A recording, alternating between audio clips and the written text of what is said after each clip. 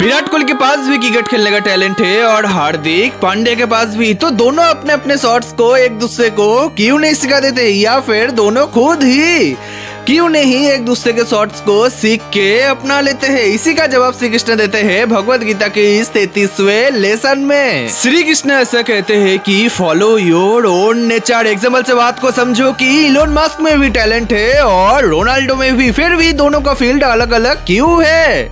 Answer तुम्हें भली भती पता है मेरे भाई, क्योंकि दोनों का इंटरेस्ट अलग अलग फील्ड में है। यही बात है ना, तुम में और उनमें डिफरेंस सिर्फ इतना है कि उन्होंने अपने इंटरेस्ट को चूज किया, चाहे कोई उनको कितना भी रोके, कितना भी अपना इच्छा उन पे थोपे, चाहे उनके बाप ही क्यों ना हो। तुम में भी कुछ ना कुछ टैलेंट है, और अगर नहीं है तो जिस फील्ड में भी तुम्हारा इंटरेस्ट है उस फील्ड में तुम टॉप में कैसे पहुंच सकते हो, उस रास्ते पे कर्म करना शुरू कर दो। एक समय पे जाके तुम ऑटोमेटिकली टैलेंट कमा लोगे। लेकिन अगर तुम किसी और के कहने से या फिर स्वयं की इच्छा से ही किसी और का कॉपी बनने के लिए कर्म करते हो, तो तुम किसी और से नहीं स्वयं से ही लड़के अपने ही डेस्टिनी को अपने ही हाथ से नाश कर देते हो। एक और किंग कोहली बनने के चक्कर में शायद से दुनिया एक और किंग तुम्हारा सरनेम को खो रहा है। क्यों ऐसा नहीं हो सकता है क्या?